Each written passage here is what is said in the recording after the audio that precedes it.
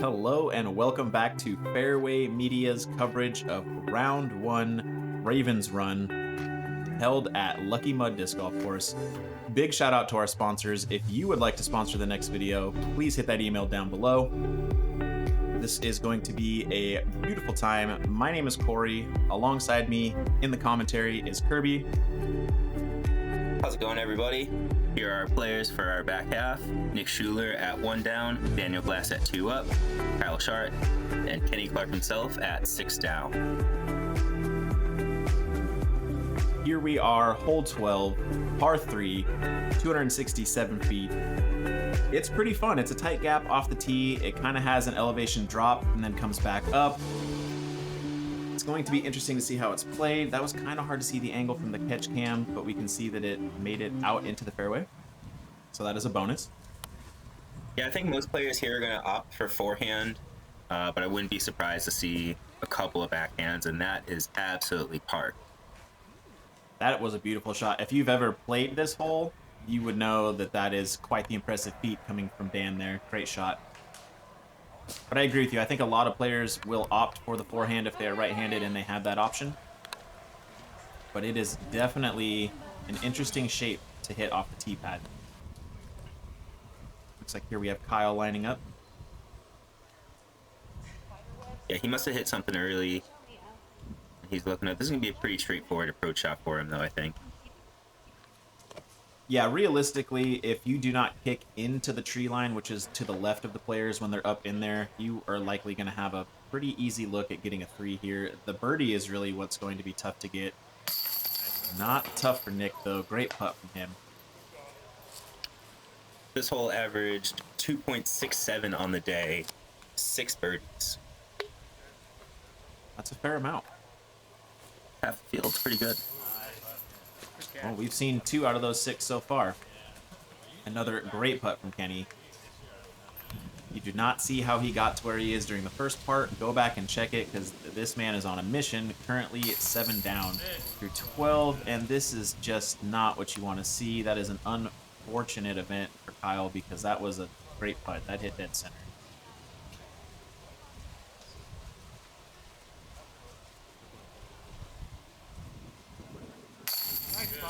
Unfazed, though. He just goes for it. Way to commit. Hit the same putt again. That time it stuck. Good on him. What a drive, Dan. That was a great drive from Dan there. Easy work for him. Moving in the right direction. Yeah, that's 2 in a row for Dan. Dating back to the last half, and he's getting something going. That's going to put us into hole 13, par 3, 254 feet. This one has quite the forest to navigate. There are a few options to make either a left side, right side kind of attack on that initial gap, but as you can see, as the drone flies, there is a lot that can put you into trouble. You're going to see the basket off to the right side of the screen there. It's going to be interesting to see how it's played, because there are a lot of different options. Looks like here we're going to have the catch cam, so you're not going to be able to see much from the tee anyway, but that's going to get out into the fairway.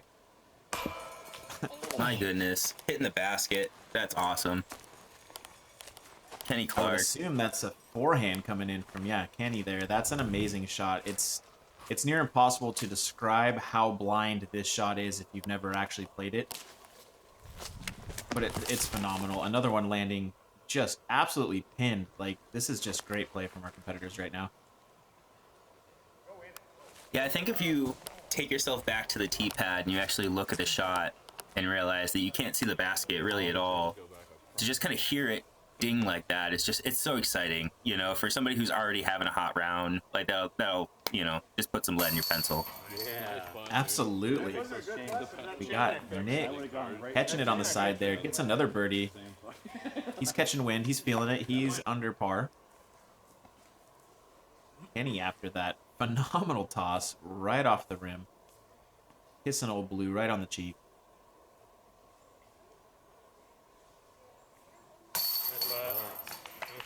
No surprise that he converts it over. Should have been a 1. Yeah, could have been a 1. Easy work for Kenny on the Madman hole. Ooh. That one had a little chance to spit out. That basket was a little ornery after getting birdied so easily a couple of times, but sticks in there for Dan. He gets the par. What a shot from Kyle. Another birdie. 3 birdies. That sums it up for all of us right there. Can't say it any better myself. I mean, how do you add to that? How do you add to that? That is a great question. This is going to put us into hole 14, par 3, 266 feet. Why don't you tell us a little bit about it, Kirby? So it's a straight tunnel, slightly uphill with an elevated basket. You kind of can barely see it with a little orange flag on the top there. Average 2.75 for the day. Surprising that it got under par. This one can be a bit technical. You can see Nick makes it through a good 80% of the fairway before catching a little bit of something, putting him just off the center. But he made it to the front side of that cluster, so there's a chance he's going to have a putt here. Kenny looks like he's setting up something unconventional again. And tomahawk, love it. Huge bounce. That's awesome. And Kenny Clark doing Kenny Clark things. Yeah, you love to see it. I mean, the man that he has just control that nobody has over some shots, and he's just casual, playing the game, and his score is loving it. Kyle with a bit of a flip-up backhand is going to stay to the left side of the fairway for him, but it made it through seemingly to pin high. Yeah, I think that's an earlier release that he just kind of got lucky through a tunnel there, and I mean, he'll have a birdie putt regardless.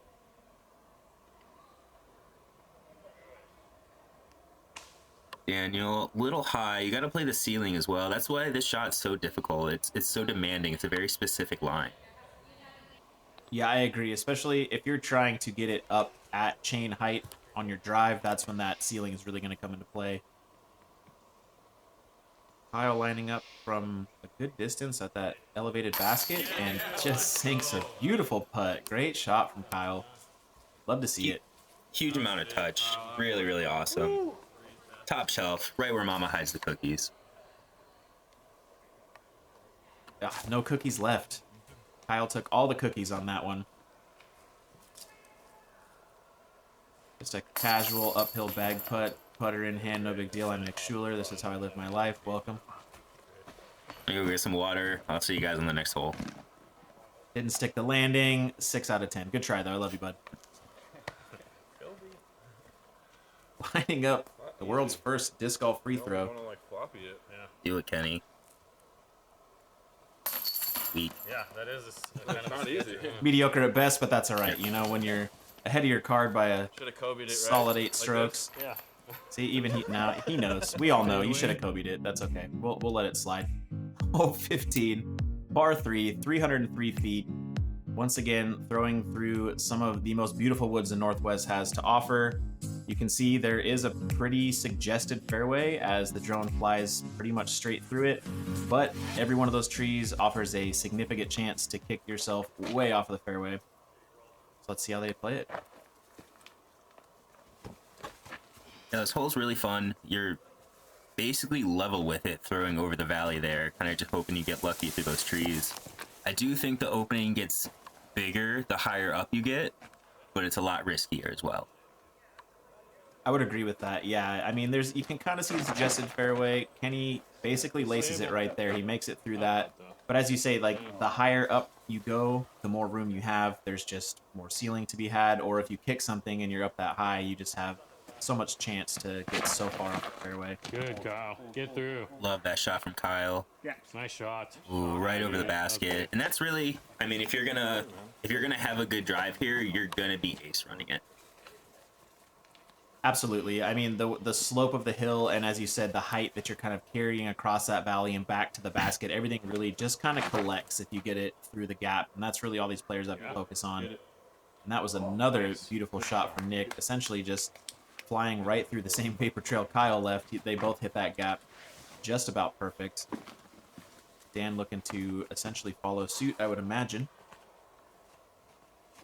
Rocking the beautiful Ravens Run tee, dynamic discs on the front. He put a move on that.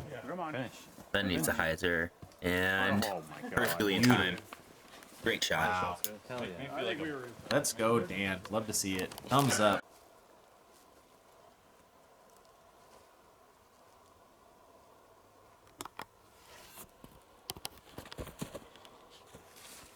That's it, baby. Did a good run. Stays just a little wide right. Yeah, I mean, even at 9 down, he's still just playing super aggressive, just trying to get as many birdies as he can. Now.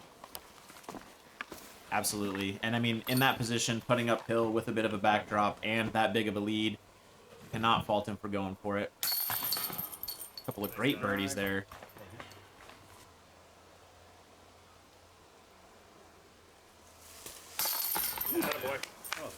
That was the hardest 12-foot putt you're ever gonna have. 7 foot. The hardest 12.7 foot, 5 foot putt you've ever had. Actually, it was like 12 feet. That was a good putt, dude. I mean, that's lucky mud for you. The short putts are not gimmies ever. It's a beautiful place, though. That's going to put us on to hole 16, par 3, coming in at 185 feet. Once again, as you can see, we are in the heavily wooded section of the course. One of the most beautiful places you could ever find yourself throwing a frisbee.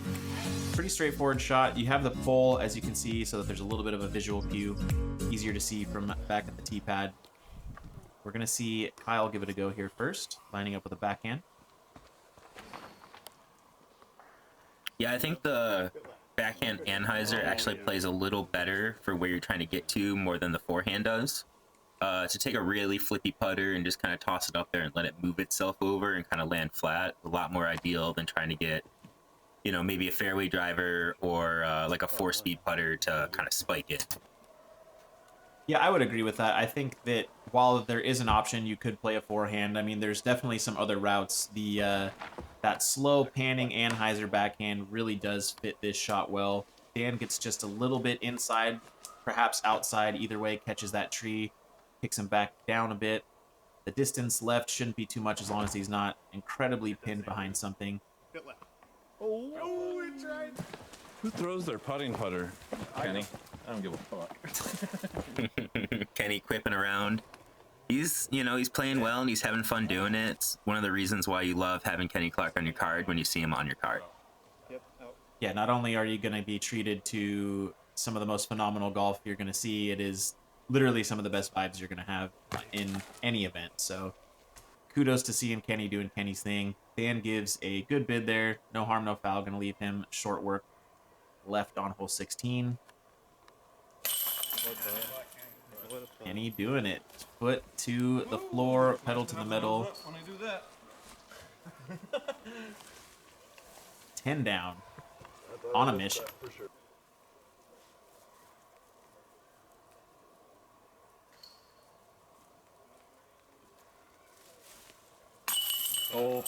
Nice hit from Kyle. Hitting the heart of the basket there. He converted for his birdie. He's starting to give Shuler a run for his money here on second on his card.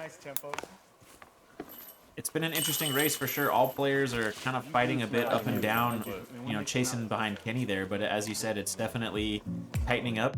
Only a few strokes separating them on the card there. Putting us now, hole 17, par 3, 280 feet. How do you think these players are going to attack it, Kirby? I think it's so well guarded. It's really hard to just kind of access. There's a path on the right side that is kind of it's almost a sucker's path. I think the left side to throw something flippy through there, and there goes a deer. Follow the deer. So as you can see, the drone's kind of flying through this right path here. I think that right path is just going to be a little too tight. You're going to see a lot of guys go to that left side. It is definitely a technical shot, as you can see now from this perspective behind the players. You can see that there are a few gap choices, none of which are more than a few feet wide. And Kyle catches one, but has a pretty fortunate push through. Kind of rehyzers, finds its way into the fairway. Go in. Shuler finding that right side, getting all the way up there. Yeah, that was a great touch shot. Definitely hit that gap as intended. Seemingly put himself in a good position to attack there. Kenny lining up the forehand, which I imagine he's going to opt to do any chance that he has. Skip in. Right there. Yeah. Seemed to finish just right, but most likely in the circle. He has great control over the landing zone that he hits with those. Daniel opting for the kind of Anheuser mid-range attack. I like this line the best, I think. I think this is really good. Yeah, and he's rewarded with a chance to convert there. Seemingly he made it through nearly all of it. There we go. Kyle with a good attacking upshot's going to leave him a chance to get that par cleaned up.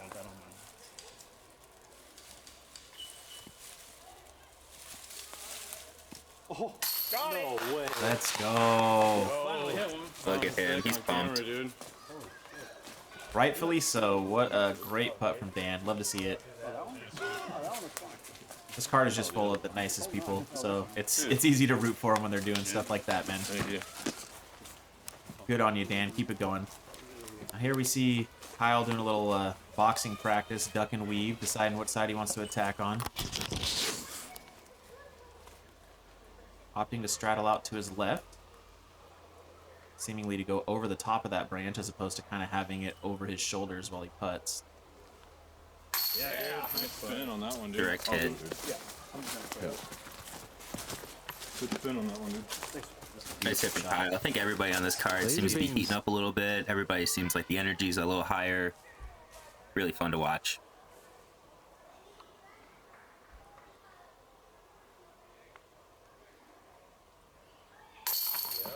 I know, that's weird. Easy work from Kenny. Getting another birdie to add to the impressive score. Now double digits. Neg 11. Shuler doing his best to chase him down now at -4. As you said, the card is kind of heating up as a collective, and the vibes are strong. Love to see it. Here we are now on 17A. This is par 3, 247 feet. You can kind of see a left or right gap choice. As you can see, the drone kind of chose the right side gap. Pretty straightforward. Again, technical. There are going to be a few options off the tee initially. You can choose a left, center, or right kind of gap. And from there, it's just hoping you make it through the rest of the trees. Shuler getting a little straight off that, hits, and seemingly kind of just kicked back, though. He shouldn't have too much trouble from there.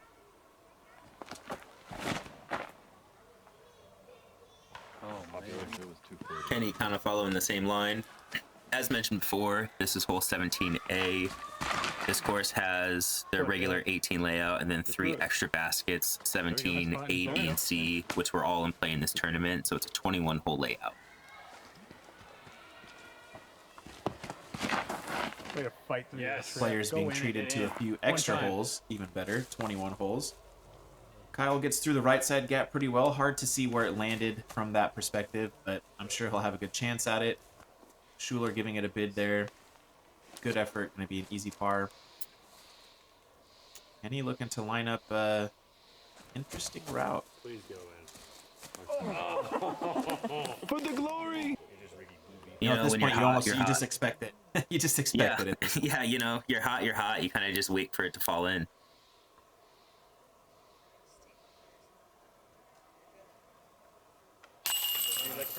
There it is. Great putt from Kyle. Dude, that was a dope line. He's really hitting those putts with a lot of confidence today, even after a little bit of a mishap earlier in the video.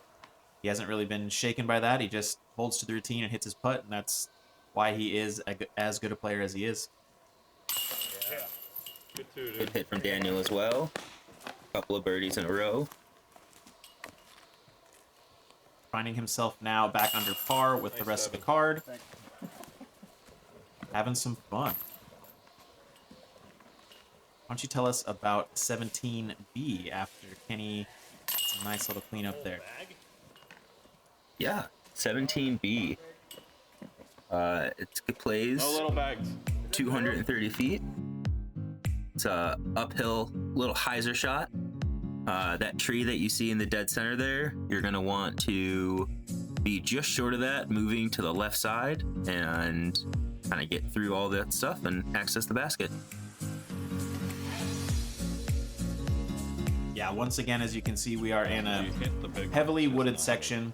However, there is a pretty straightforward suggested fairway, as you said. It's going to go up, and it looks like most of these players will likely opt for shots similar to what Dan's trying to If you do go here. behind it, that's not bad. And he got behind it.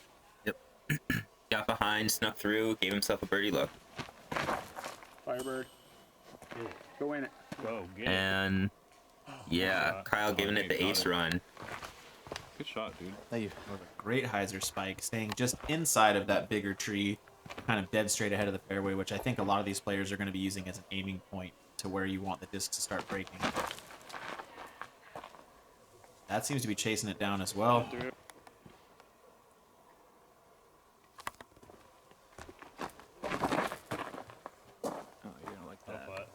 And nice shot from Kenny. Yeah, for most of the MPO field, this is going to be your stock hyzer shot. It's just about getting the angle of the hill right. Yeah, as you said, at 230 feet, it's definitely not something distance-wise that anybody should have any problem getting control at that length. So it's good to see these players all having an opportunity here for birdie, of which Dan has converted. Just a little low outside for Kyle. Thankfully, it grabs on the way down, so he's not left with too much as he cleans that up.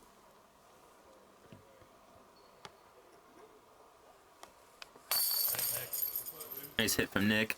This is one of the more unique baskets on the course. It's a little lower than the rest of them. You can see it's, you know, almost at Shuler's knee there, if not his shin. That's a feature that, yeah, you don't see that too often. You're going to see a lot of elevated baskets on courses. You may see some hanging baskets, as we saw earlier on the course, but you don't see too many that are that close to the ground. So Enough. where a lot of these players are putting from at that slight downhill slope, it's going to be kind of a normal putt. But if you're at the same level with it, it's definitely noticeably short. I'll let you know that. It's unique. It's fun. I like it. It's going to move us on to 17C. This is a par 3, 270 feet. And as you can see, it's pretty much a tunnel shot, and it's going to kind of fit the theme through the rest of the holes that we've been playing on this back part of the course, where you need to basically fight a ceiling, fight a tunnel, and shoot it straight. I imagine a lot of these players are going to opt for their just most comfortable shot, whether backhand or forehand. It's really just about hitting that first gap. So it'll be interesting to see how they play it. We got Dan up first, lining up a backhand. Down. Ooh, it will. Yeah, what we fucking. And that's going to be one of the most common results you'll see is a player that just wants to flip a little too much, hit a tree, and then kind of kick right or left. Yeah, something like that. Shuler saying, no way, I'm just going to pipe it right down the gap and not even care about it. Yeah, absolutely. And as you saw, when you're playing the hole, if you're not throwing the disc on a downward angle to follow the slope of the fairway, when you do kick, it's easy to just gain so much left or right movement because of the height. But right there, another one, just absolutely pure. Fist bumps all around. Yeah, of course. Everybody loves it.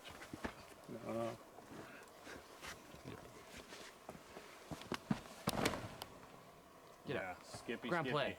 Oh. Definitely played downward to try to match the angle. I think the nose down was a little strong for Kyle, but as you can see, it leaves him a chance to run it with not too much behind him in the way of trouble. So he gives it a good run. He's going to have an easy look for par there.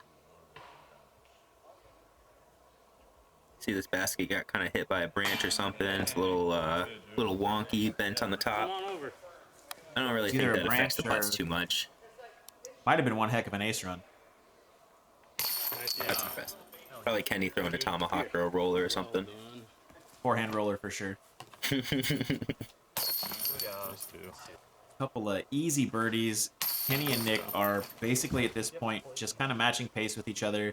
Kenny just had the opportunity to pull away early on, which again, if you have not seen that yet, check out part 1. You'll know how they got to where we are now. Moving us to hole 18, 345 feet, par 3. Once again, navigating the beautiful Northwest Forest. Why don't you tell us about it? Yeah, so hole 18 plays downhill with a low ceiling. Statistically, this plays at the hardest hole in the course at a third of a stroke over par. There was just one birdie on the day, so shout out to Jeremy Marsh for that. Marshman delivers. That's an absolute just smash of a birdie. As you can see, there's just a lot to contest with, and it's downhill the entire way. I do believe behind the basket in that fenced area is going to play OB. We have the Screaming Banshee drone back again. Get left. Get sneaky. Does not quite make it all the way through the gap. And that's really what I think most players are going to be trying to do their best, is just to really navigate through this first part of the tunnel. Anything beyond that is going to be fair game. Yeah, if you can just make it out to the mouth, you can set yourself up for a pretty routine par. Yeah, that's good. Let's play. That seemed to track just dead straight for Kenny. Roped it down the middle. He's going to be rewarded with some pretty easy work from there. Where are you going? I guess it's going right. Unstable. I mean, Daniel's trying to call it back, and, you know, she didn't want to listen. It was wooed by the Banshee's call. I'll be down. Find a gap. A little high, but seemingly he got through most everything. It's going to be on the left side. Potentially, it's not all the way through. And you can see this is quite the angle to be throwing from. Outstretched on a knee, under a tree, but that's going to leave him a chance.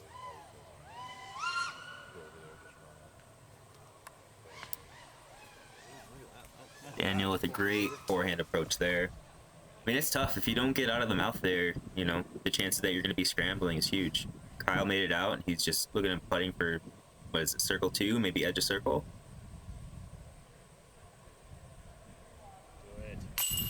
He gives it a definite respectable run, too. Catches chain, little high, maybe just off-center, but valiant effort, and he was rewarded. As you said, he made it all the way through, a bit left of where he wanted to be, but found his way all the way out. Kenny here lining up as well. Does something similar, catches just a bit wide. Gets enough chain to slow it down, just not enough to catch it.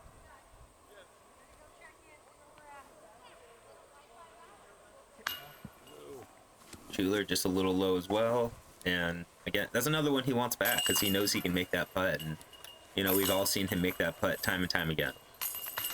Absolutely. And while he may not be knocking on Kenny's door score-wise, he's still jockeying for position on the rest of the card and with the rest of the field. And with that current score, he's now only 2 or 3 strokes away from the rest of the competitors on the card. So every one of those matters. Absolutely. It's going to be pars from the rest of the card. Moving us to where you would start traditionally, hole 1. This is going to be 322 feet, par 3. You get out of the car, you just enjoyed a beautiful drive. You're welcomed to one of the best courses in all of the US, let alone the Northwest. And you get to throw at this wonderful hanging basket. I think it's pretty tastefully done. They seem excited to be throwing their last hole of this part 1. Kenny currently sitting on top. Big dog in the background, local legend. They still on hold? No. Oh, they're off? They are clear. Kenny is clear to fire. We are ready to go. Hole 1. Yeah, I love the change that they made to finish on this hole. This is such a beautiful hole. It's such an amazing little shot. It's a great place to finish. You know, I'm glad that I'm glad they made this decision. Yeah, I think it works wonderfully for the tournament with your chance to kind of throw down towards Tournament Central. You're throwing down towards the house. Kenny is putting in absolute laser beam. In the basket.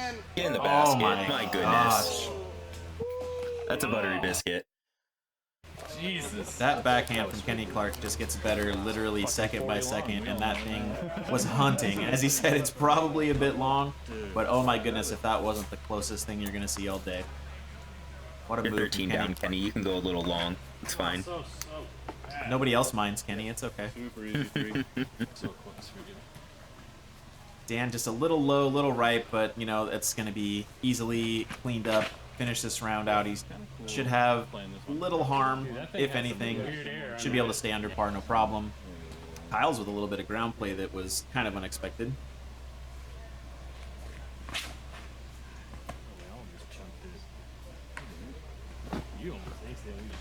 Shuler hitting an early tree. He'll be alright though. It should be an easy up and down from there. Yeah, with the distance not being too much, all these players should be left with just a little bit of finesse. You can see he kind of opts for just a long jump putt approach.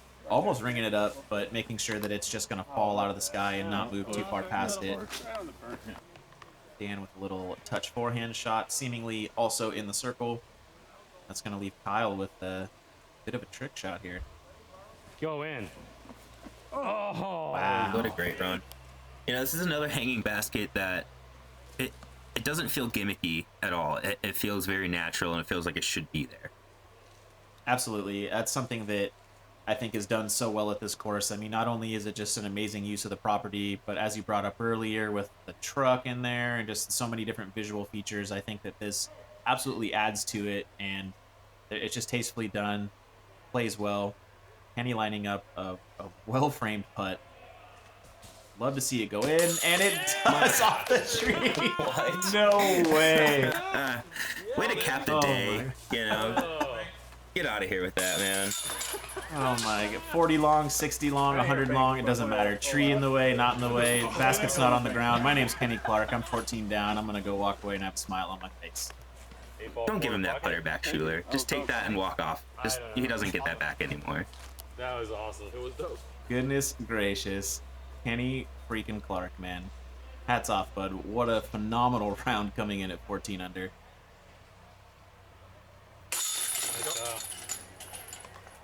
So now that he's tapped in for that final birdie, Kenny Clark's round 1 was a 1071 rated round. That is incredible. Yeah, I mean, you had to end it cool. He put on an absolute clinic from all over this course. Vibes at an all-time high, scored an all-time low. Just, it does not get any better than that. Great fight from the rest of the competitors. Everybody finishing under. Love to see it. Thank you so much for watching round 1. Make sure to check for round 2 coming soon. Thank you again, Kirby, for being with me, Fairway Media for putting on the event. Anything you'd like to say as we watch a few more highlights here? Not much. Had a lot of fun hanging out with you today, Cory, and really looking forward to round 2. Let's get it. Absolutely. Take care, y'all.